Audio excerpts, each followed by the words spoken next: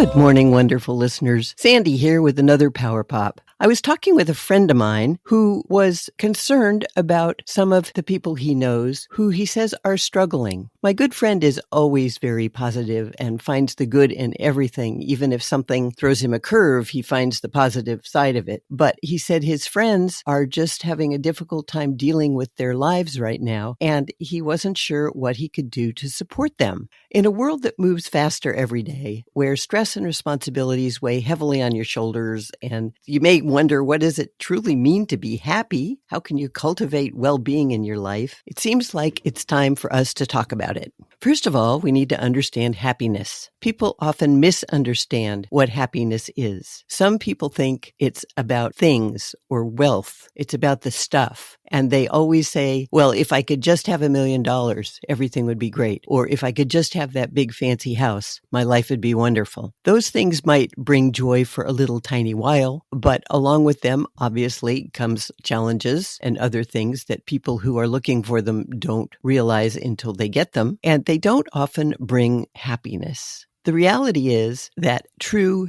deep, lasting happiness isn't found in things. It's an internal sense of peace and fulfillment that stays steady even when your life throws challenges in your way. As I said with my good friend, he's had some ups and downs in his life, but he always comes out the other side in a more positive way, looking at what he's learned from the experience and how he can share that with others instead of doing the self-pity, oh, poor me routine that a lot of people tend to do. Research shows that happiness is not just an emotion or something that happens to you. It's a skill that you can develop. It's influenced by circumstances and genetics, and most importantly, intentional actions and mindset. This means that happiness is not something you wait for. It is something you create. In order to achieve sustainable happiness, you have to nurture your well-being, which is a concept that encompasses different aspects of your life. Emotional well-being is about learning to manage your stress, embrace your gratitude, and practice self-compassion. We've talked about those things before. Shannon and I have shared our own experiences with this kind of thing, and how you choose to nurture yourself and your emotions makes a huge difference. Also, there's physical well-being. If you take care of your body, maintain good health, exercise, eat properly, get sleep, don't abuse it with drugs or too much alcohol or any of those things, you'll have physical well-being, and that can contribute to your happiness.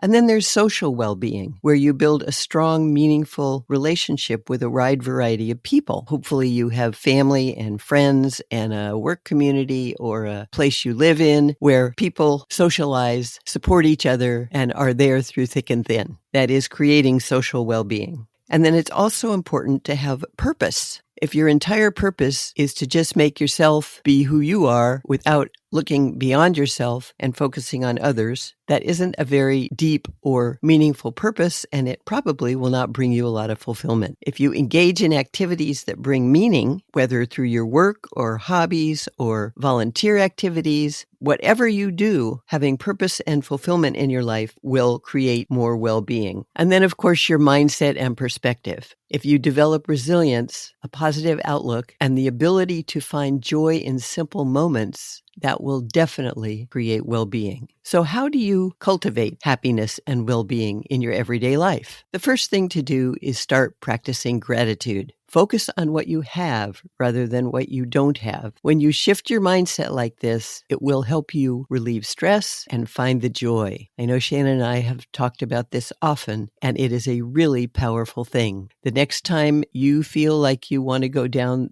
the rabbit hole of negativity, pull your head out of the rabbit hole, look around, and find something to be grateful for. It may be that the sun is shining and it's a beautiful day, or that you are safe and warm and just had a great meal. It doesn't have to be something huge. It's just important to start finding the positive and be grateful for it. And live in the present. Happiness is often found in the now, not in dwelling on the past or worrying about the future. It's fun to relive fun memories, but you cannot stay there and maintain happiness. And focusing on what's going to happen next week or next year, or focusing on things that you have no control over, will just make you unhappy. So live in the present, find the gratitude and the joy, and foster connections. Human connection is one of the greatest sources of joy. So take time to identify the people who are in your world, who support and love you. Pay attention to them. Spend time with them. Nurture those relationships,